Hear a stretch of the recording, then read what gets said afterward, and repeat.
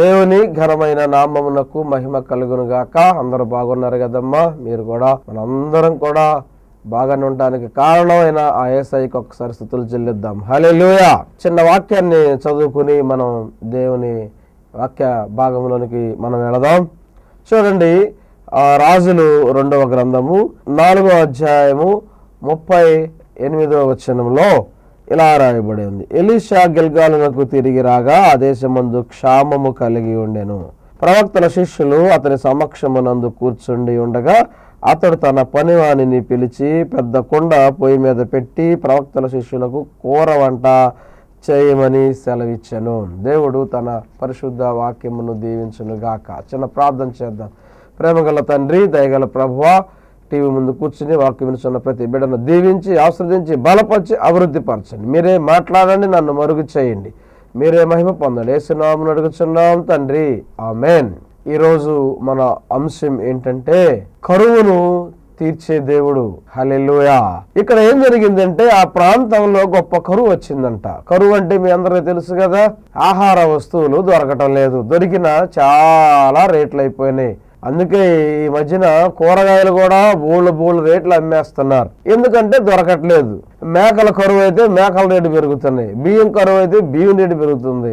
ఆ పంటలు పండకపోతే అన్ని రకాల ఇబ్బందులు ఈ రోజున మనుషులు ఎదుర్కోవాల్సిన అవసరం వస్తుంది. ఆ రోజు కూడా కరువు ఒకటి ఏర్పడింది. అక్కడ తినడానికి తిండి లేదు, ఆకలితో అలమటిస్తున్న సమయంలో దైవజనుడైన ఎలీషా ప్రవక్త తన శిష్యులతో అంటున్నాడు, అబ్బాయి మీరు పెద్ద కుండ ఒకటి పెట్టి దానిలో వంట చేయండి, కూర వంట చేయండి అని చెప్పి సెలవిచ్చినప్పుడు పాపము ఆ మాటకు లోబడి వెళ్ళి కూర వంటకు కావలసిన సామాగ్రిని ఆకుకూరలు తీసుకొద్దామని చెప్పి ఆ కూరగాయలు తీసుకొద్దామని చెప్పి అడవికి వెళ్ళాడు. ఇతనికి అక్కడ ఏం జరిగిందంటే మరి ఆ కరువులో మరి మైండ్ పని చేయలేదు, ఆ ఆకల్లో మరి ఏం చేయలేకపోయాడో, ఆ ఇబ్బందులు దిగుల్లో ఉండి ఏం చేయలేకపోయాడో మనకైతే తెలియదు. కానీ మంచి ద్రాక్ష అనుకుని కారు ద్రాక్ష చెట్టును చూచి దాని గుణమెరుగుక దాని తీగలు తెంపి ఒడినిండా కోసుకుని వచ్చి వాటిని తిరిగి కూరకుండలో వేసాను. మంచి ద్రాక్ష తీగలు మానేసి కారు ద్రాక్ష తీగలు పట్టుకొచ్చాడు. మనం కూడా అప్పుడప్పుడు దోసకాయ కూర వండినప్పుడు, బీరకాయ కూర వండినప్పుడు చేదు అయిపోతా ఉంటాయి. చిచ్చి ఏంట్రా బాబు చేదు తెచ్చా ఉంటాం పిల్లల్ని. ఇక్కడ ఇతను కూడా అదే చేశాడు. ఆ పిల్లలు అప్పుడు ఏమంటాం, నీకు మైండ్ లేదా, అది లేదా, ఇది లేదా అని తిడతా ఉంటాం. కానీ ఇతను కూడా అక్కడికి వెళ్ళి తెలియక పొరపాటు చేశాడు. మంచి ద్రాక్ష తీగలు అనుకున్నాడు, కారు ద్రాక్ష తీగలు తెచ్చాడు. కానీ మంచి ద్రాక్ష చక్కగా ఉంటుంది, కారు ద్రాక్ష చేదుగా ఉంటుంది. కాబట్టి ప్రియమైన దేవుని బిడ్డలారా, ఇక్కడ పొరపాటు జరిగిపోయింది. అది తీసుకొచ్చి వండినప్పుడు ఆ కూర అంతా చేదైపోయింది. అప్పుడు వాళ్ళ భాషలో ఏమంటారంటే విషము. తిన్నారు, నోట్లో పెట్టుకోగానే ఏం జరిగిందంటే బాగా చేదనిపించింది. అయ్యో దైవజనుడా, కొండలో విషం ఉంది అని కంగారు పడిపోయారు. విషయము దైవజనుడికి తెలియజేసినట్లుగా మనం చూస్తూ ఉన్నాం. ప్రియమైన దేవుని బిడలారా, ఇక్కడ మొదటి ఇబ్బంది ఏంటంటే అసలు ఆ దేశంలో కరువు వచ్చింది. ఇప్పుడు ఆ కరువు తీర్చుకుంటాను కోసం అని వంట చేపిస్తే రెండో సమస్య ఏంటి? మొదటి సమస్య కరువు, రెండో సమస్యము ఆ కూర విషం అయిపోయింది, తినడానికి పనికి రాకుండా పోయింది. ఈ సమస్యల మీద సమస్యలు ఆ దేశాన్ని, ఆ బిడ్డలను చుట్టుముట్టినట్లుగా మనం చూస్తున్నాం. ఎప్పుడైతే ఈ సమస్యల మీదటువంటి విజయం కోసం ప్రయత్నం చేస్తే సరైనటువంటి జ్ఞానాన్ని ఉపయోగించని కారణం చేత, తెలివైన పని చేయకపోవడం కారణం చేత, దాని గుణాన్ని తెలుసుకుని చేయవలసింది పోయి దాని గుణాన్ని ఎరగక, ప్రియమైన దేవుని బిడ్డలారా, అప్పుడప్పుడు కూడా మనం పొరపాటు చేస్తూ ఉంటాం. అయ్యో అతను గుణం ఎరక్క అతనికి మా అమ్మాయికి ఇచ్చి పెళ్లి చేశానే, అయ్యో ఆమె గుణం ఎరక్క మా అబ్బాయికి ఇచ్చి పెళ్లి చేశానే, అయ్యో ఎంత పని చేశాను, అతని గురించి నాకు తెలియలేదే, వాళ్ళని ఏడగలిగినా చెప్పేవాళ్ళే, ఏంటి ఎంత పని చేశాను, ఎంత తప్పు చేశాను. ఏ తప్పు అయినా సరి చేసుకోవచ్చో కానీ ఒక్కసారి పెళ్లి విషయంలో తప్పు చేసావంటే అది సరి చేసుకుంటాం చాలా కష్టం. నీ ఆత్మీయ జీవితంలో పొరపాటు చేశావంటే అది సరి చేసుకుంటాం చాలా కష్టం. ప్రియమైన దేవుని బిడలారా, మీరు మీ ఆత్మీయ జీవితాన్ని కూడా సరిచేసుకునే విధంగా ఉండాలంటే మీరు ఎలక్ట్గా ఉండాలి. అందుకనే పాము వల్లే వివేకంగాను, పాముల వల్లే నిష్కలంకంగాను, నిష్కపటంగాను ఉండాలి అని దేవుని వాక్యం సెలవిస్తూ ఉంది. కానీ ఈ రోజుల్లో అనేక మంది చేస్తున్న పని ఏంటంటే కపట మనస్కులు అయిపోతున్నారు. సొంత తెలివితేటలకి, సొంత జ్ఞానానికి తావిస్తున్నారు. దేవుని చిత్తం తెలుసుకోవాలని, దేవుని మాట వినాలని, దైవజనుడి దగ్గర సలహా తీసుకోవాలని, దైవజనుడు దేవుని దగ్గర నుంచి వచ్చే విషయాలు చెప్తాడని, ఆ మాటకు లోబడాలని వినటం మానేస్తున్నారు. చాలా మంది చెప్పింది వింటారు, కానీ చేసుకునేటప్పుడు వాళ్ళే చేసుకుంటారు. నష్టపడి అబ్బో దిబో అని ఏడుస్తారు. దైవజనుడు ఏమనగలరు? ఏమన్నా అంటేనో దైవజనుడు మమ్మల్ని తిట్టారు, అది అన్నారు, ఇది అన్నారు, అలుగుడు, గొడుగుడు, సొరుగుడు. నష్టపోయింది ఎవరమ్మా? దైవజనుడి మాట వెనక నువ్వే కదా. ఇప్పుడైనా నువ్వు చేసే పని ఆలోచన చేయి. నువ్వు చేసే పని కరెక్టా కాదా? నువ్వు జీవిస్తున్న జీవితం కరెక్టా కాదా? నువ్వు నమ్మిన నీ స్నేహితులు మంచివారా కాదా? నువ్వు కోరుకున్న ఉద్యోగం మంచిదా కాదా? నువ్వు కోరుకున్నటువంటి ఆ ఆస్తులు కానీ అంతస్తులు కానీ సరి అయినవా కాదా? నువ్వు జీవిస్తున్నటువంటి ఆ జీవితానికి అవి సుఖభోగాలను తెచ్చిపెడతాయా, డేంజరస్ పరిస్థితులను తెచ్చిపెడతాయా? నీ సంపాదన సక్రమైనదా, వక్రమైనదా? నువ్వు తెలియచేస్తున్నావా, తెలియక చేస్తున్నావా? ఒక్కసారి ఆలోచన చేయి. నీవు ఎప్పుడైతే ఆ మనిషికి కరువు వచ్చిందో, ఎప్పుడైతే కష్టం వచ్చిందో వాళ్ళ మైండ్ పనిచేయదు.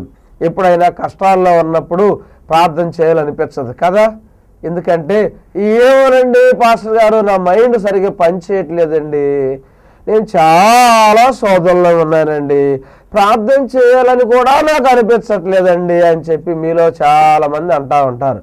కొంతమంది ప్రార్థన చేసేటట్టుగా ప్రార్థన చేయండి అని ప్రార్థన చేయించుకుంటుంటారు.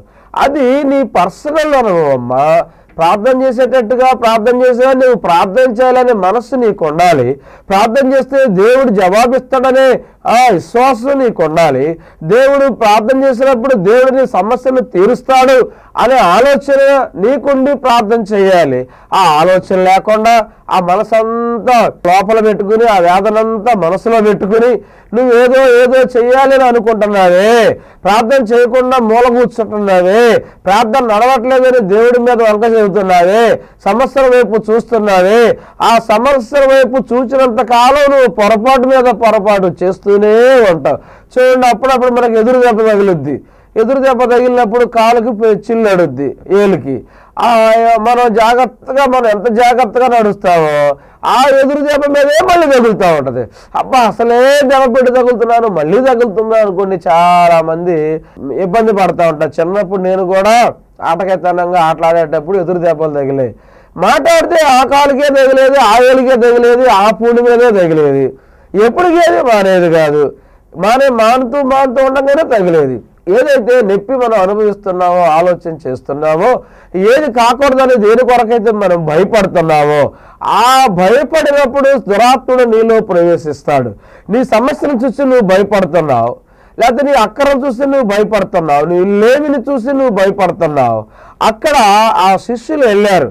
వాళ్ళ కరువును ఆలోచించుకుంటూ వెళ్ళారేమో, ఆ క్షామాన్ని ఆలోచించుకుంటూ వెళ్ళారేమో.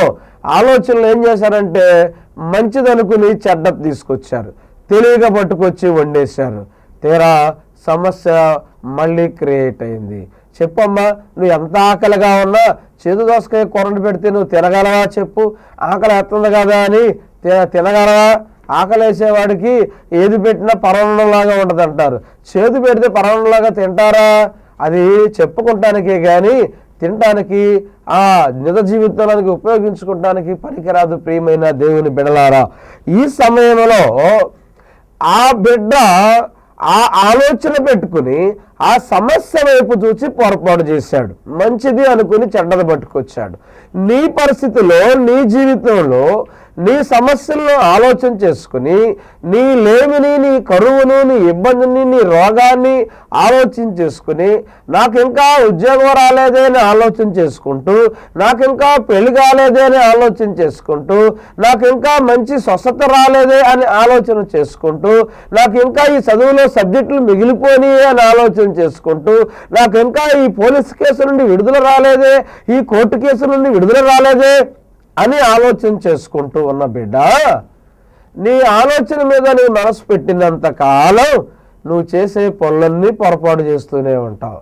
వ్యాపారంలో ఒకసారి పొరపాటు చేస్తే ఆ వ్యాపారంలో ఉండే ఆ పొరపాటు మీద, ఆ నష్టం మీద నీ మనసు పెట్టి మరో వ్యాపారం చేసినా ఆ వ్యాపారంలో కూడా నష్టపోతావు. ఎందుకంటే నీ సమస్య మీద నీ దృష్టి ఉంచినంత కాలం అది నష్టాల మీద నష్టాలు, కష్టాల మీద కష్టాలు తెస్తూనే ఉంటుంది. కానీ ఇక్కడ సమస్యను దైవజనుల దృష్టికి తీసుకొచ్చారు. అయ్యా, కొండలో విషం ఉందయ్యా, కొండ ఆ ఆహారం తినడానికి పనికి రాదయ్యా అని ఆందోళన తీసుకొచ్చారు. దైవజనుడు ఏమైనా వంట చేస్తాడా? దైవజనుడు ఏమైనా కూర తెచ్చాడా? చెప్పండి. చాలామంది దైవజనుడికి సలహా తీసుకోవాలంటే, ఏ విషయమైనా చేస్తున్నప్పుడు దైవజనుడు ఒక మాట చెప్పాలంటే కొంతమంది దైవజనుడి దగ్గర చెప్పరు, చెప్పాల్సినవి చెప్పరు, చెప్పనికి మళ్ళీ చెబుతుంటారు. అటు అబద్ధము కాదు, ఇటు నిజము కాదు అన్నట్టుగా చెప్తుంటారు. మళ్ళీ ఆయనకి చెప్తేనండి వాళ్ళకి వీళ్ళకి చెప్తారండి, ఆయనకి మాత్రం చెప్పబాకండి. తీరా కొంపారిసిన తర్వాత, కొంపారిపోయిన తర్వాత అయ్యా ఎట్ట అయిందయ్యా అంటారు. వీళ్ళు ఆలోచన చేయలేదు. మళ్ళాగా తెలివి తక్కువలేమో, మనం తెలివి వెళ్ళవాళ్ళం కదా, దైవజనుడికి ఏం చెప్పం కదా. వీళ్ళు తెలివి తక్కువలే అనుకుంటే అది పొరపాటు. మనకంటే తెలివి కలిగిన వారు ఎవరైతే దేవుని మీద ఆధారపడతారో, ఎవరైతే దేవుని మీద ఆనుకుంటారో వాళ్ళు తెలివైన వారు. దేవుని మీద ఆనుకుండా సమస్య వైపు చూచి, లోకం వైపు చూచి, చుట్టాల వైపు చూచి, బంధువుల వైపు చూచి, ఉద్యోగాల వైపు, ఆ సంపాదన వైపు చూచి వాళ్ళు పొరపాట్లు చేస్తుంటే వాళ్ళు తెలివైన వారు కానే కాదు. దేవుని మీద ఆధారపడి నువ్వు ఏం చేసినా, అది పెళ్ళే కానీ, అది చదువే కానీ, అది ఉద్యోగమే కానీ, అది ఏదైనా సరే దేవుని మీద ఆధారపడితే తప్పకుండా నీ జీవితంలో గొప్ప వెలుగు నింపబడుద్ది. నువ్వు దుఃఖకరమైన నీ జీవితాల్లో సంతోషం వస్తుంది. వేదన పొందుతున్న నీ హృదయానికి నెమ్మది కలుగుద్ది. ఇక్కడ సమస్య ఏంటంటే కొండ చేదైపోయింది. కొండ మానవుడికి గుర్తు. కొండ మట్టితో చేస్తారు. కొండ మానవుడికి సాదృశ్యం. ఇక్కడ మానవ హృదయం కూడా విషపూరితంగా మారిపోయింది. మానవ హృదయంలో కూడా ఉన్నటువంటి ఆ చెడుగంతా లోపల ఉండిపోతుంది. మానవ హృదయం కొండతో ఎందుకు పోల్చాడో తెలుసా? ప్రియమైన దేవుని బిడలారా, నీలో మానవుల్లో ఉన్న పొటాషియము మట్టిలో ఉంది, మానవులో ఉన్న ఆ సోడియం మట్టిలో ఉంది, మానవులో ఉన్న కాల్షియం మట్టిలో ఉంది. మనలో ఏముందో మట్టిలో అదే ఉంది. అందుకనే ఆ మట్టిలో మానవ దేహం త్వరగా కలిసిపోవటానికి అవకాశం ఉంది. ప్రియమైన దేవుని బిడ్డలారా, అలాంటి మానవాడు అనే కొండలో, మానవ హృదయంలో ఈ చెడుగా అంతా పెట్టుకుని ఆ చెడుగు నింపుకున్న కారణం చేత వారు ఈర్ష్యతోనూ, పగతోనూ, ద్వేషంతోనూ, అసూయతోనూ నిండుకున్న వారై మనశ్శాంతి లేక బతుకుతూ ఉంటారు. ప్రియమైన దేవుని బిడ్డలారా, రోగాలు ఎక్కువ ఎవరికి వస్తాయో తెలుసా? హృదయంలో అసూయ కలిగిన వారికి, పగ ద్వేషాన్ని పెట్టుకున్న వారికి బీపీ వస్తుంది ముందు. ఆ బీపీ వచ్చినప్పుడు ఒళ్ళంతా బలహీనత అయిపోద్ది. ఆ బీపీని బట్టి షుగర్ వస్తుంది. షుగర్ని బట్టి ఆ లివరు, దాన్ని బట్టి ఆ కిడ్నీలు పాడైపోతాయి. ఈ విధంగా ఒక్క ఆ పాపం వలన, ఒక్క కోపం వలన, ఒక్క అసూయ వలన ఈ మానవుడు తన ఆయుష్ను అర్ధంతరంగా ముగించేసుకుంటూ ఉన్నాడు. ఈ లోకంలో మనం జీవించేది కొద్ది కాలమే. ఎందుకంటే పరిస్థితులు ఎలాగున్నాయో చూడండి. మొన్న చూడండి, కేదార్నాథ్లో వేల మంది చనిపోయినట్లుగా మనం చూస్తున్నాం. ఎప్పుడు ఎవరికి ఏమవుద్దో తెలియదు. ఎంతో సరదాగా గడుపుదామని వెళ్ళారు, కానీ ఆ సరదా తీరకుండానే అనంత లోకాలకి వెళ్ళిపోయినట్లుగా మనం చూస్తున్నాం. ప్రియమైన దేవుని బిడ్డలారా, యేసయ్య రాకడ ముందు జరిగే సూచనలన్నీ కూడా జరుగుతున్నాయి. ఈ కొండలో ఉన్నటువంటి ఆ విషము మామూలుగా మారాలి. అప్పుడు దైవజనుడు అంటున్నాడు, పిండి కొంత తెమ్మనెను. పిండి కొంత తెచ్చి ఆ కొండలో వేయండి అని దైవజనుడు సలహా ఇచ్చినప్పుడు వారు పిండి కొద్దిగా పట్టుకొచ్చి ఆ కొండలో వేసినప్పుడు ఆ విషమంతా కూడా